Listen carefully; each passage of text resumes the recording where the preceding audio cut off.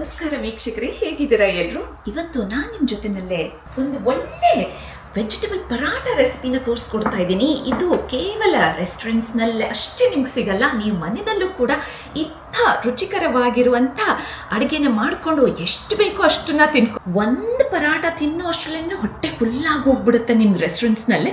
ಆದರೆ ಇವತ್ತು ನಾನು ನಿಮ್ಮ ಜೊತೆನಲ್ಲಿ ಮನೆಯಲ್ಲೇ ಮಾಡ್ಕೊಂಡು ತಿನ್ನೋದ್ರಲ್ಲಿಂದ ಏನಾಗುತ್ತೆ ಹೇಳಿ, ನಿಮ್ಗೆ ಎಷ್ಟು ಬೇಕೋ ಅಷ್ಟು ಪರಾಠಾಸ್ ತಿನ್ಕೋಬೋದು. ಅದಲ್ಲದೇನೂ ಕೂಡ ತುಂಬ ಆರೋಗ್ಯಕವಾಗಿರುವಂಥ ಪರಾಠಾಸ್ನ ನೀವು ಮನೆಯಲ್ಲಿ ಮಾಡ್ಕೋಬೋದು. ನಿಮ್ಗೆ ಯಾವ ಥರ ಬೇಕೋ ಆ ಥರ ತರಕಾರಿನ ಈ ಪರಾಠನಲ್ಲಿ ಹಾಕ್ಕೊಂಡು ಪರಾಠನ ಮಾಡ್ಕೋಬೋದು. ನಾನು ಮಾಡ್ತಾ ಇರೋದು ವೆಜಿಟೇಬಲ್ ಪನ್ನೀರ್ ಪರಾಠ. ಅದಕ್ಕೋಸ್ಕರ ನಾನು ಎಲ್ಲ ತರಕಾರಿ ನಮ್ಮ ಮನೆಯಲ್ಲಿ ಇರುವಂಥ ಎಲ್ಲ ತರಕಾರಿನೂ ಇಟ್ಕೊಂಡ್ಬಿಟ್ಟಿದ್ದೀನಿ ರೆಡಿಯಾಗಿ. ಚೆನ್ನಾಗಿ ತೊಳೆದಿದ್ದೀನಿ ಹಾಗೂ ಸಿಪ್ಪೆ ತೆಗೆದು ಒಂಥರ ರಫಾಗಿ ಚಾಪ್ ಮಾಡಿ ಇಟ್ಕೊತೀನಿ. ಇದನ್ನೆಲ್ಲ ಪ್ರೆಷರ್ ಕುಕ್ಕರ್ ಮಾಡೋಣ. ಈಗ ನಾವು ನಮ್ಮ ಮನೆಯಲ್ಲೇ ಮಾಡೋ ಕಾರಣಕ್ಕೆ ನಾವು ಯಾವ ತರಕಾರಿ ಬೇಕೋ ಆ ತರಕಾರಿನ ಈ ಪರಾಠಾಗೆ ಬಳಸ್ಕೋಬೋದು. ಈಗ ನಾನು ಕ್ಯಾರೆಟು, ಬೀನ್ಸು, ಆಲೂಗಡ್ಡೆ, ಬಟಾಣೆ ಹಾಗೂ ಸ್ವೀಟ್ ಕಾರ್ನ್ನ ಹೆಚ್ಚಿಟ್ಕೊಂಡಿದ್ದೀನಿ, ರೆಡಿ ಮಾಡಿ ಇಟ್ಕೊಂಡಿದ್ದೀನಿ. ಇದನ್ನು ಇವಾಗ ನಾನು ಈ ಪ್ರೆಷರ್ ಕುಕ್ಕರ್ನಲ್ಲಿ ಒಂದು ಸೀಟಿ ಆಗೋ ತನಕ ಇದನ್ನು ಹಾಕಿ ನೀರು ಹಾಕಿ ಇಡ್ತೀನಿ.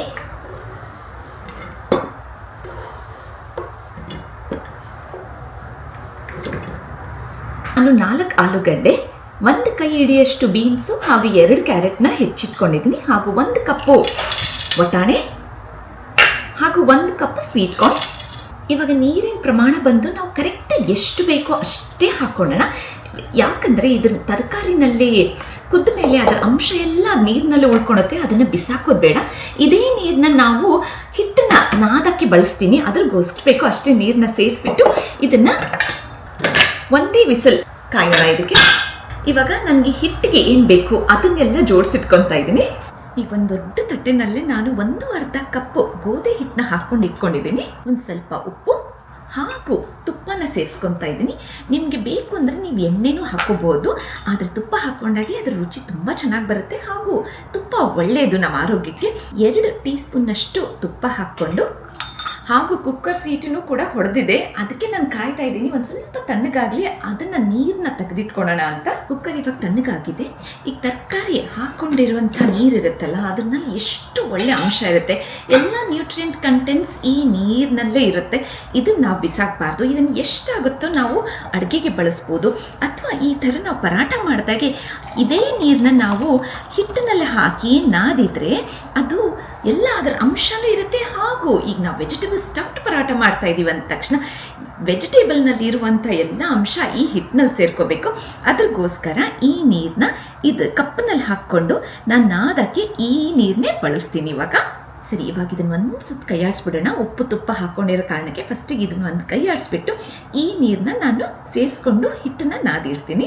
ನಾನು ಇಂಗ್ಲೀಷ್ ಚಾನಲ್ನ ನೋಡಿ ಸುಮಾರು ಜನ ರೊಟ್ಟಿ ಪ್ರೆಸ್ಸಿಂಗ್ ಮಷೀನ್ನ ತೊಗೊಂಡಿದ್ದೀರಾ. ಅದ್ರಗೋಸ್ಕರ ನಾನು ಈ ಕನ್ನಡ ಚಾನಲ್ನಲ್ಲೂ ಕೂಡ ಇದನ್ನು ತೋರಿಸ್ಕೊಡ್ತಾ ಇದ್ದೀನಿ. ಸುಮಾರು ಜನ ಅದೇ ಸಬ್ಸ್ಕ್ರೈಬರ್ಸೇ ಬಂದಿದ್ದಾರೆ. ಅದ್ರಗೋಸ್ಕರ ಇದನ್ನು ಯಾವ ರೀತಿ ನಾವು ಬಳಸ್ಬೋದು ಕ್ಲೀನಾಗಿ ನೀಟಾಗಿ ಒಂದೊಂದೇ ಸ್ಟೆಪ್ಪು ಹೇಳಿಕೊಟ್ರೆ ಎಲ್ರಿಗೂ ಅರ್ಥ ಆಗುತ್ತೆ. ಹಾಗೂ ಅದನ್ನು ಯೂಸ್ ಮಾಡೋದು ತುಂಬ ಸುಲಭ. ವೆಜಿಟೇಬಲ್ ಸ್ಟಫ್ಡ್ ಪರಾಠ ಮಾಡಿದಾಗೆ ಸುಮಾರು ಜನಕ್ಕೆ ಅದು ಹೊರಗಡೆ ಸ್ಪ್ಲಿಟ್ ಆಗಿ ಬೀಳುತ್ತೆ. ಅಥವಾ ಸ್ಟಫ್ಡ್ ಪರಾಠ ಮಾಡೋದು ತುಂಬಾ ಕಷ್ಟ. ಅದನ್ನು ಹೋಟೆಲ್ನಲ್ಲಿ ಅಷ್ಟೇ ನಾನು ತಿನ್ಕೋಬೋದು, ಮನೆಯಲ್ಲಿ ಮಾಡೋಕ್ಕೆ ಖಂಡಿತ ಕಷ್ಟ ಅದು ಅಂತ ಎಲ್ರಿಗೂ ಅದು ಒಂಥರ ಭಾವನೆ. ಅದು ಇವತ್ತು ನಾವು ಯಾವ ರೀತಿ ರೊಟ್ಟಿ ಪ್ರೆಸ್ಸಿಂಗ್ ಮಷೀನ್ನ ಯೂಸ್ ಮಾಡಿ ಸ್ಟಫ್ಡ್ ಪರಾಠ ಮಾಡೋದನ್ನಂತ ನೋಡೋಣ. ಸೊ ಈ ಹಿಟ್ಟಿನ ಪ್ರಮಾಣ ನಾವು ಯಾವ ರೀತಿ ನಾದ್ಕೋಬೇಕು ಅಂದರೆ ಕರೆಕ್ಟ್ ನಾವೀಗ ನಮ್ಮ ಕೈನಲ್ಲೇ ಲಟ್ಸಿದ್ರೆ ಯಾವ ರೀತಿ ಮಾಡ್ಕೊತೀವಿ ಅಷ್ಟೇ ಸೇಮ್ ಹದಕ್ಕೆ ನಾವು ನೀರು ಹಾಕ್ಕೊಂಡು ಇದನ್ನು ಈ ಥರ ಮಾಡಿಟ್ಕೋಬೇಕು. ರೊಟ್ಟಿ ಪ್ರೆಸ್ಸಿಂಗ್ ಮಷೀನ್ಗೂ ಕೂಡ ನಾವು ಇದೇ ಹತ್ತಕ್ಕೆ ಇದನ್ನು ಹಿಟ್ಟನ್ನ ಕಲಸಿಟ್ಕೊತೀವಿ. ನೋಡಿದ್ರಲ್ಲ, ಈಗ ನಾನು ಪ್ರೆಸ್ ಮಾಡಿದರೆ ಕರೆಕ್ಟ್ ಎಷ್ಟಿದೆ ಅಷ್ಟೇ. ಸಾಫ್ಟ್ ಅಂತ ಬೇಕಿಲ್ಲ, ತುಂಬ ಸಾಫ್ಟ್ ಏನು ಬೇಕಿಲ್ಲ, ತುಂಬ ನೀವು ಶ್ರಮಪಟ್ಟು ಅದನ್ನು ಪ್ರೆಸ್ ಮಾಡುವಂಥದ್ದು ಏನೂ ಇಲ್ಲ, ಅಷ್ಟು ಸುಲಭವಾಗಿ ಮಾಡುವಂಥದ್ದು. ನಾನು ಇದನ್ನು ಹಿಟ್ಟನ್ನ ಕಲಸಿಟ್ಟಿದ್ದೀನಿ. ಇವಾಗ ಇದು 1 ತಾಸಾದರೂ ನೆನೆಲಿ, ಅಷ್ಟರಲ್ಲಿ ನಾವು ಸ್ಟಫಿಂಗ್ನ ಮಾಡಿಟ್ಕೊಳ್ಳೋಣ.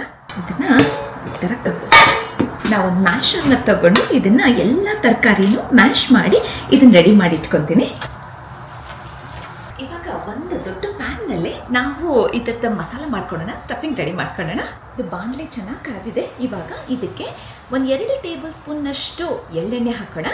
1 ಮೀಡಿಯಂ ಈರುಳ್ಳಿ ಸಣ್ಣಗೆ ಹೆಚ್ಚಿರುವಂಥದ್ದು, ಹಾಗೂ ಅರ್ಧ ದೊಣ್ಣೆ ಮೆಣಸಿನ್ಕಾಯಿ,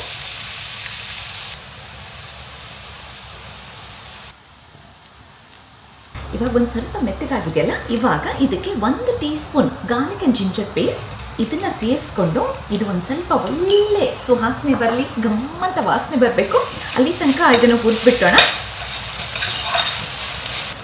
ಬೆಂದಿರುವಂಥ ಕುದ್ದಿರುವಂಥ ತರಕಾರಿನೆಲ್ಲ ನಾವು ಮ್ಯಾಶ್ ಮಾಡಿ ಇಟ್ಕೊಂಡಿದ್ದಲ್ಲ, ಇದನ್ನು ಸೇರಿಸ್ಕೊತಾ ಇದ್ದೀನಿ.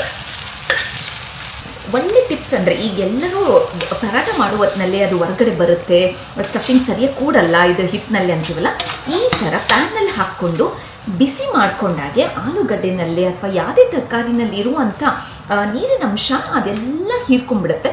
ಅದು ಅಬ್ಸಾರ್ಬ್ ಆದಾಗೆ ನಿಮಗೆ ಪರಾಟ ಮಾಡಿದಾಗೆ ಆವಾಗ ಪ್ರಾಬ್ಲಮ್ ಏನೂ ಬರಲ್ಲ.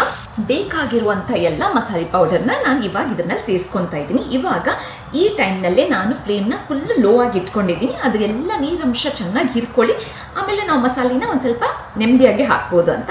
ಇದು ಒಂದು ಅರ್ಧ ಟೀ ಸ್ಪೂನ್ನಷ್ಟು ಕೊತ್ತಂಬರಿ ಕಾಳಿನ ಬೀಜದ ಪೌಡರು, ಧನಿಯಾ ಪೌಡರ್ ಅಂತೀವಲ್ಲ ಅದು, ಹಾಗೂ ಅರ್ಧ ಟೀ ಸ್ಪೂನ್ನಷ್ಟು ಜೀರಿಗೆ ಪುಡಿ, 1 ಚಿಟಿಕೆ ಅರಿಶಿಣದ ಪುಡಿ, 1 ಟೀ ಸ್ಪೂನ್ ಅಚ್ಚಕಾರ ಪುಡಿ. ನೀವು ಗ್ರೀನ್ ಚಿಲ್ಲಿ ಪೇಸ್ಟ್ನು ಕೂಡ ಬಳಸ್ಬೋದು, ಅಥವಾ ಮನೆಯಲ್ಲಿ ಗ್ರೀನ್ ಚಿಲ್ಲಿ ಪೇಸ್ಟ್ ಇರಲಿಲ್ಲ ಅಂದರೆ ಅಚ್ಚಕಾರ ಪುಡಿ ಹಾಕ್ಕೊಳ್ಳಿ.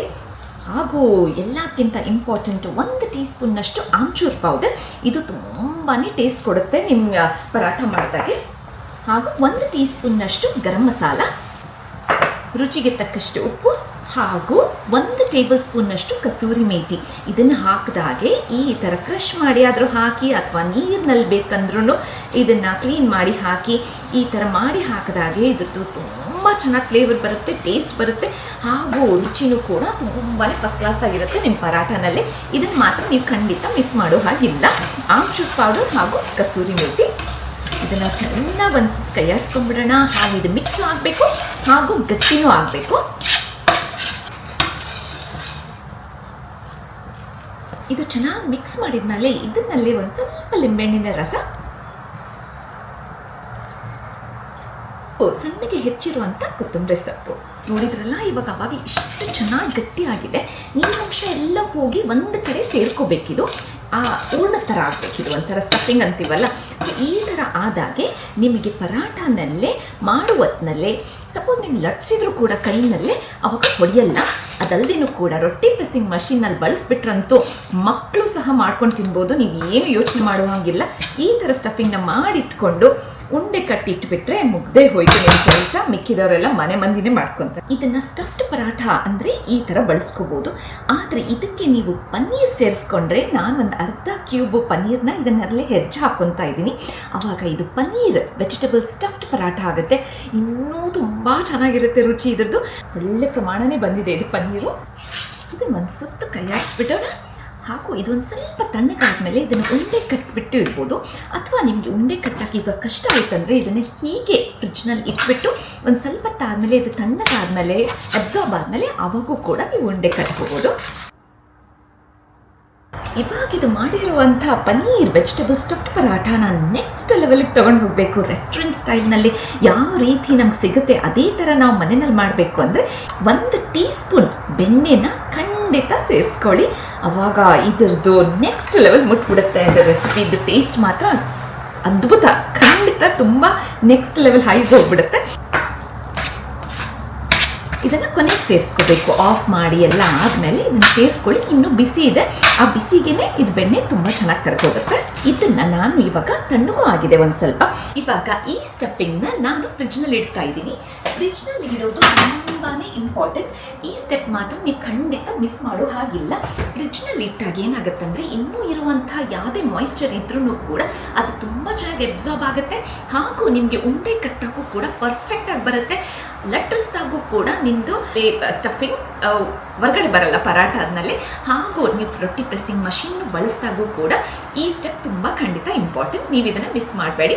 ಖಂಡಿತ ಈ ಸ್ಟಫಿಂಗ್ನ ಅಟ್ಲೀಸ್ಟ್ ಒಂದು ಅರ್ಧ ತಾಸು ಅಥವಾ 1 ತಾಸು ಇದ್ದರೆ ನಿಮ್ಮ ಕೈನಲ್ಲಿ ಖಂಡಿತ 1 ತಾಸನ್ನ ಇದನ್ನು ಫ್ರಿಡ್ಜ್ನಲ್ಲಿ ಇಡಿ. ಇವಾಗ ಬಂದು ನಾನು ಲಟ್ಟಿಸಲ್ಲ. ನಮ್ಮ ಮನೆಯಲ್ಲಿ ನಾನು ಯಾವಾಗಲೇ ಆಗಲಿ ರೊಟ್ಟಿ ಪ್ರೆಸ್ಸಿಂಗ್ ಮಷೀನೇ ಬಳಸೋದು. ಅದು ಶ್ರೀ ವಿಜಯ ಕಿಚನ್ ವೇರ್ ಅವ್ರ ಹತ್ರನೇ ಕೊಂಡ್ಕೊಂಡಿರೋವಂಥ ಇದು ಚಿಕ್ಕದಾಗಿರುವಂಥದ್ದು ಚೊಕ್ಕದಾಗಿರುವಂಥದ್ದು ರೊಟ್ಟಿ ಪ್ರೆಸ್ಸಿಂಗ್ ಮಷೀನ್. ಇದು ಬಂದು 9.5 ಹಾಗೂ 9.5 ಮೆಷರ್ಮೆಂಟ್ ಇರುವಂಥದ್ದು. ಇದ್ರ ಬೆಲೆ ಬಂದು ನೀವು ಪ್ಲೀಸ್ ಸೆಲ್ಲರ್ ಹತ್ರ ಅವ್ರ ಹತ್ರ ತಿಳ್ಕೊಳ್ಳಿ ಇವಾಗ ಕರೆಂಟ್ ಪ್ರೈಸ್ ಎಷ್ಟು ನಡೆದಿದೆ ಅಂತ. ಇವ್ರದ್ದು ಡೀಟೇಲ್ಸ್ ನಾನು ಎಲ್ಲನೂ ಡಿಸ್ಕ್ರಿಪ್ಷನ್ ಬಾಕ್ಸ್ನಲ್ಲೂ ಬಿಡ್ತೀನಿ, ಹಾಗೂ ಸ್ಕ್ರೀನ್ ಮೇಲೂ ಕೂಡ ಈ ನಂಬರ್ನ ಡಿಸ್ಪ್ಲೇ ಮಾಡೋ ಅಂಥ ನಂಬರ್ನ ಇದನ್ನು ಖಂಡಿತ ಅವ್ರಿಗೆ ನೀವು ಕಾಲ್ ಮಾಡಿ ಅವ್ರ ಜೊತೆನಲ್ಲೇ ತಿಳ್ಕೊಳ್ಳಿ ಇವಾಗ ಪ್ರೈಸ್ ಏನು ನಡೆದಿದೆ ಅಂತ. ಬಟ್ ನಾನು ಖಂಡಿತ ರೆಕಮೆಂಡ್ ಮಾಡ್ತೀನಿ ಈ ರೊಟ್ಟಿ ಪ್ರೆಸ್ಸಿಂಗ್ ಮಷೀನ್ ನಿಮ್ಮ ಮನೆಯಲ್ಲಿ ಇದ್ದರೆ ತುಂಬಾ ಒಳ್ಳೆಯದು ಅಂತ. ಅವ್ರ ಹತ್ರ 2 ಸೈಜ್ ಸಿಗುತ್ತೆ, ದೊಡ್ಡದು ಹಾಗೂ ಚಿಕ್ಕದು. ನಾನಿವಾಗ ಬಳಸ್ತಾ ಇರೋದು ಚಿಕ್ಕ ಸೈಜು. ಚಿಕ್ಕ ಸೈಜ್ ಇದ್ದರೆ ನೀವು ಯಾವುದಕ್ಕಾದ್ರೂ ಬಳಸ್ಬೋದು, ದೊಡ್ಡ ಸೈಜ್ ಆದ್ರೂ ಬಳಸ್ಬೋದು, ಅದು ನಿಮ್ಮ ಇಷ್ಟ, ನೀವು ಯಾವ ರೀತಿ ಯಾವುದನ್ನು ಪ್ರಿಫರ್ ಮಾಡ್ತೀರಿ ಅಂತ. ನಮ್ಮ ಮನೆಯಲ್ಲಿ ನಾವು ತಿನ್ನೋ ಸೈಜ್ಗೆ ಚಿಕ್ಕದು ಸಾಕಾಗುತ್ತೆ, ಅದ್ರಗೋಸ್ಕರ ನಾನು ಇವತ್ತು ಚಿಕ್ಕದನ್ನಲ್ಲೇ ತೋರಿಸ್ತಾ ಇದ್ದೀನಿ. ಇವಾಗ ಚಪಾತಿ ಹಿಟ್ಟನ್ನ ಎಲ್ಲ ನಾದಿಟ್ಕೊಂಡಿದ್ವಲ್ಲ, ಆ ಚಪಾತಿ ಹಿಟ್ಟನ್ನ ಸಣ್ಣದು ಉಳ್ಳಿ ಮುರಿದು ಇಟ್ಕೊಳ್ತಾ ಇದ್ದೀನಿ. ಈ ಥರ ಇದೇ ಸೇಮ್ ಸೈಜ್ನ ನಾವು ಸ್ಟಫಿಂಗ್ನು ಕೂಡ ಇಷ್ಟೇ ಮಾಡೋಣ. ಇವಾಗ ಇದನ್ನು ಯಾವ ರೀತಿ ಬಳಸಬೇಕು ಅಂದರೆ, ಈ ಥರ ಬಟರ್ ಶೀಟ್ಸ್ ಇರುತ್ತಲ್ಲ, 2 ಬಟರ್ ಶೀಟ್ಸ್ನ ಕರೆಕ್ಟು ಈ ಸೈಜ್ಗೆ ನಾನು ಕಟ್ ಮಾಡಿ ಇಟ್ಕೊಂಡಿದ್ದೀನಿ, ರೊಟ್ಟಿ ಪ್ರೆಸ್ಸಿಂಗ್ ಮಷೀನ್ ಸೈಜ್ಗೆ. ಆವಾಗ ನೀಟಾಗಿ ನೀವು ಪ್ರೆಸ್ ಮಾಡಿದಾಗೆ ಕರೆಕ್ಟಾಗಿ ಆಗುತ್ತೆ. ಹಾಗೂ ಒಂದು ಸ್ವಲ್ಪ ಎಣ್ಣೆನ 2 ಕಡೆ ಹಚ್ಚಿದ್ದೀನಿ ಸ್ಟಾರ್ಟ್ ಮಾಡೋಕ್ಕೆ. ಓಕೆನಾ? ಪ್ರತಿಯೊಂದಕ್ಕೂ ನೀವು ಹಚ್ಚಲೇಬೇಕು ಅಂತ ಏನೂ ಇಲ್ಲ. ಈ ಥರ ಉಳ್ಳಿನ ಮುರ್ಕೊಳ್ಳಿ, ಅದನ್ನು ಸೆಂಟರ್ನಲ್ಲಿ ಇಲ್ಲಿಟ್ಟು ಈ ಥರ ಶೀಟ್ನ ಕವರ್ ಮಾಡಿ, ಹಾಗೂ ರೊಟ್ಟಿ ಪ್ರೆಸ್ಸಿಂಗ್ ಮಷೀನ್ ಮೇಲಿನ ಟಾಪ್ ಸೆಕ್ಷನ್ನ ಈ ಥರ ಕವರ್ ಮಾಡಿಬಿಟ್ಟು ನಿಧಾನಕ್ಕೆ ನೋಡಿ ನಾನು ಎಷ್ಟು ಪ್ರೆಷರ್ ಕೊಡ್ತಾ ಇದ್ದೀನಿ, ಇಷ್ಟೇ ಪ್ರೆಷರ್ ಕೊಟ್ಟರು ಸಾಕು. ಇದು ಚಿಕ್ಕ ಮಕ್ಕಳನ್ನು ಕೂಡ ಆರಾಮಾಗಿ ಇದನ್ನು ಬಳಸ್ಬೋದು. ಈ ಥರ ತೆಗೆದುಬಿಟ್ರೆ ನೋಡಿ ನೀವು ಎಷ್ಟು ಸುಲಭವಾಗಿ, ಎಷ್ಟು ಚೆನ್ನಾಗಿ ದೊಡ್ಡದಾಗಿನೂ ಬಂದಿದೆ. ಆಲ್ಮೋಸ್ಟ್ 1 ತಾಸು ಇದು ಚೆನ್ನಾಗಿ ನಾನು ಫ್ರಿಜ್ನಲ್ಲಿ ಬಿಟ್ಟಿದ್ದೆ. ಇವಾಗ ಇದನ್ನು ಚೆನ್ನಾಗಿ ಸೆಟಲ್ ಇದು ನೀರು ಅಬ್ಸಾರ್ಬ್ ಆಗಿ ಒಂದು ಸ್ವಲ್ಪ ಗಟ್ಟಿನೂ ಆಗಿದೆ. ಇವಾಗ ಇದನ್ನು ಉಂಡೆ ಕಟ್ಟಕ್ಕೆ ತುಂಬಾ ಈಸಿ.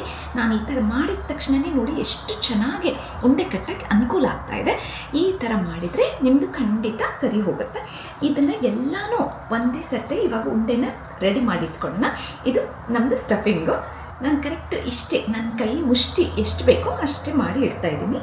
ಸ್ಟಫಿಂಗ್ನ ಮಧ್ಯೆ ಇಟ್ಬಿಟ್ಟು ಇದನ್ನು ಎಲ್ಲ ಕಡೆಲಿಂದ ಈ ಥರ ಫ್ರಿಲ್ ಮಾಡಿ ಮಾಡಿ ಮಾಡಿ ಇದನ್ನು ಸೆಂಟ್ರ್ ಪೋರ್ಷನ್ನಲ್ಲೇ ಈ ಥರ ತಗೊಂಡು ಎಕ್ಸೆಸ್ ಇರುವಂಥ ಹಿಟ್ಟು ಮೇಲಿಂದು ಜಾಸ್ತಿ ಪ್ರಮಾಣದಲ್ಲಿದೆಯಲ್ಲ, ಇಷ್ಟೊಂದು ಬೇಕಿಲ್ಲ. ಸೊ ಇದನ್ನು ತಗೊಂಡು ಈ ಥರ ಎಲ್ಲ ಕೂಡಿಸಿ ನೀಟಾಗಿ ಈ ಥರ ಮಾಡಿ ಒಂದು ಸ್ವಲ್ಪ ಪ್ರೆಸ್ ಮಾಡಿ, ಮತ್ತೆ ಒಂದು ಸ್ವಲ್ಪ ಎಣ್ಣೆನ ಈ ಥರ ಹಿಂಗೆ ಸ್ಪ್ರೆಡ್ ಮಾಡಿಬಿಟ್ಟು, ಜಾಸ್ತಿ ಈ ಎಕ್ಸ್ಟ್ರಾ ಎಲ್ಲ ಇದ್ದಿದ್ದ ಎಣ್ಣೆನ ಈ ಥರ ಮಾಡಿಬಿಟ್ಟು ಮತ್ತೆ ಸೆಂಟ್ರ್ನಲ್ಲಿಟ್ಟು ಕವರ್ ಮಾಡಿ ಜೆಂಟಲ್ ಪ್ರೆಸ್. ನೀವೇನು ತುಂಬ ಶ್ರಮ ಪಡುವಂಥದ್ದಲ್ಲ, ಸುಮ್ಮನೆ ಇಷ್ಟೇ ಜೆಂಟಲ್ ಪ್ರೆಸ್. ನೋಡಿದ್ರಲ್ಲ ನಾನು ಇಷ್ಟೇ ಮಾಡಿದ್ದು. ಇವಾಗ ಇದನ್ನು ಎತ್ತಾ ಇದ್ದೀನಿ. ಇದು ಆಲ್ರೆಡಿ ಒಂದು ಸ್ವಲ್ಪ ಇಷ್ಟೇ ಪ್ರೆಸ್ ಮಾಡಿದರೆ ಇಷ್ಟು ಹರಡ್ಕೊಂತು. ಇವಾಗ ಇದನ್ನು ಮತ್ತೆ 2 ಕಡೆ ಹಿಂಗೆ ಮಾಡಿದ್ದನ್ನೇ ಎತ್ತಿಬಿಟ್ಟು ಬೇರೆ ಕಡೆ ಫ್ಲಿಪ್ ಮಾಡಿ ತಿರುಗಿಸಿ ಮತ್ತೆ ಪುನಃ ಈ ಥರ ಮಾಡಿದಾಗೆ ಈವನ್ ಆಗಿ ಎಲ್ಲ ರೀತಿಯಿಂದ ಸ್ಟಫಿಂಗು ಸ್ಪ್ರೆಡ್ ಆಗುತ್ತೆ, ಹಾಗೂ ಚಪಾತಿನೂ ಕೂಡ ದೊಡ್ಡದಾಗಿ ಬರುತ್ತೆ. ಮತ್ತೆ ಇದನ್ನು ಈ ಥರ ತಿರುಗಿಸಿ 4 ಕಡೆಲಿಂದ ಈ ಥರ ಇದು ಸ್ಪ್ರೆಡ್ ಆಗಬೇಕು. ನಾನು ಇಷ್ಟೇ ಪ್ರೆಷರ್ ಕೊಡ್ತಾ ಇದ್ದೀನಿ, ಜಾಸ್ತಿ ಏನು ಪ್ರೆಷರ್ ಜಾಸ್ತಿ ಕೊಡ್ತಾನೆ ಇಲ್ಲ ನಾನು. ಮತ್ತೆ ಇದನ್ನು ಪುನಃ ಮುಚ್ಚಿ 4 ಸರ್ತಿ 4 ಕಡೆಲಿಂದ ಇಷ್ಟೇ ಪ್ರೆಸ್ ಮಾಡಿದರೆ ಸಾಕು. ಇಷ್ಟು ಚೆನ್ನಾಗಿದೆ, ಹರ್ಕೊಂಡಿದೆ ಹಾಗೂ ಸ್ಪ್ರೆಡ್ ಆಗಿದೆ. ವೆಜಿಟೇಬಲ್ಸ್ ಎಲ್ಲ ನೈಸಾಗಿ ಕೂಡಿಕೊಂಡು. ನಾನು ನಮ್ಮ ಮನೆಯಲ್ಲಿರುವಂಥ ಕಾಸ್ಟ್ ಐರನ್ ತವಾನೇ ಬಳಸ್ತಾ ಇದ್ದೀನಿ. ಇದನ್ನು ಚಪಾತಿಗೂ ಬಳಸ್ತೀನಿ, ಅದೇ ಕೂಡ ನಾನು ಪರಾಟಾಗೂ ಬಳಸ್ತಾ ಇದ್ದೀನಿ. ಇದು ಚೆನ್ನಾಗಿ ಕಾದಿದೆ. ಇವಾಗ ಒಂದು ಸ್ವಲ್ಪ ಎಣ್ಣೆನ ಹಚ್ಚಿಬಿಟ್ಟು ಇದು ಆಪ್ಷನಲ್, ನಿಮ್ಗೆ ಬೇಕು ಅಂದರೆ ಎಣ್ಣೆ ಹಚ್ಕೊಳ್ಳಿ, ಬೇಡ ಅಂದ್ರೂ ಕೂಡ ಪರವಾಗಿಲ್ಲ. ಇದನ್ನು ಆರಾಮಾಗಿ ಈ ಥರ ಎತ್ತಿ ನೀವು ಇದನ್ನು ಈ ಥರ ಹಾಕ್ಬೋದು ಹಂಚ ಮೇಲೆ.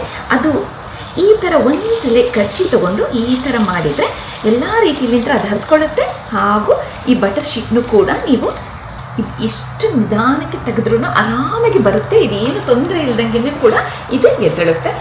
ಬೇಕು ಅಂದರೆ ಅಷ್ಟೇ ನೀವು ಎಣ್ಣೆ ಹಾಕ್ಕೊಳ್ಳಿ. ಇದು ಖಂಡಿತ ಆಪ್ಷನಲ್, ಬೇಕೇ ಬೇಕು ಅಂತ ಏನೂ ಇಲ್ಲ ಇಲ್ಲಿ. ನೋಡಿದ್ರಲ್ಲ ಎಷ್ಟು ಸುಲಭವಾಗಿ ನಾವು ಈ ತರ ಪನ್ನೀರ್ ವೆಜಿಟೇಬಲ್ ಸ್ಟಫ್ಡ್ ಪರಾಟಾಸ್ನ ಮನೆಯಲ್ಲೇ ಮಾಡಿದ್ದಾಯ್ತು. ಅದು ರೊಟ್ಟಿ ಪ್ರೆಸ್ಸಿಂಗ್ ಮಷಿನ್ ಯೂಸ್ ಮಾಡಿ ಏನು ಕಷ್ಟ ಪಡ್ಲಿಲ್ಲಂಗೆ, ಏನು ಶ್ರಮ ಇಲ್ದಂಗೆ ಇದೇ ತರ ರೆಸಿಪೀಸ್ನ ನೀವು ನನ್ನ ಚಾನೆಲ್ ನಲ್ಲಿ ನೋಡಕ್ಕೆ ಇಷ್ಟಪಟ್ರೆ ಖಂಡಿತ ಈ ವಿಡಿಯೋನ ಲೈಕ್ ಮಾಡಿ, ಕಮೆಂಟ್ಸ್ ಬಿಡಿ. ಅದಲ್ಲದೇನೂ ಕೂಡ ನನ್ನ ಚಾನೆಲ್ನ ಸಬ್ಸ್ಕ್ರೈಬ್ ಮಾಡಿದರೆ ನನಗೆ ತುಂಬ ಪ್ರೋತ್ಸಾಹ ಸಿಗುತ್ತೆ. Thank you so much. ಕೊನೆ ತನಕ ಉಳಿದಿದ್ದು ಹಾಗೂ ವಿಡಿಯೋನ ಪೂರ್ತಿಯಾಗಿ ನೋಡಿದ್ದಕ್ಕೂ ತುಂಬ ಥ್ಯಾಂಕ್ಸ್.